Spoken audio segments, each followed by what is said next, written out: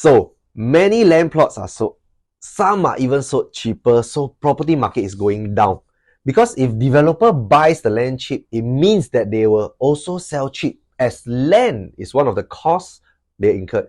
But is this fact or fiction? Let's find find out. With the number of government land sales sites being tendered and land plots being bought over by developers in recent times, leading to the number of new launches coming out recently, it is tempting for buyers to simply speculate the property market based on prices of land being sold, especially when land is being bought over at lower prices. I've seen buyers claiming that property market is softening and choosing to wait. This is assuming lower land price leads to lower selling prices. So let us go through with you two case studies to explain why lower land price might mean higher selling price. In our first case study, let us look at two developments in the West Coast area, just opposite each other. We have Whistler Grand and Twin View. So when Twin View site was secured, the land price worked out to be 591 per plot ratio, while Whistler Grand land a price of 800 per plot ratio.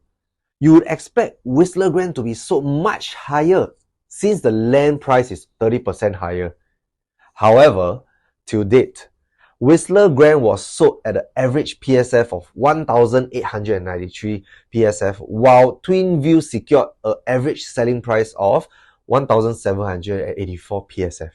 There's hardly any significant difference despite a huge difference in land price.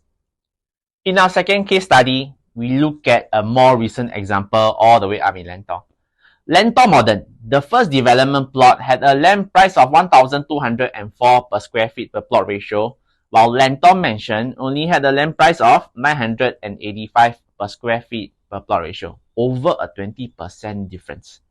However, if we look at transactions as of July, Lentor Modern sold at an average per square feet of 2,104, while Lentor Mansion sold at an average PSF of 2,268. A higher selling PSF despite having much lower land price.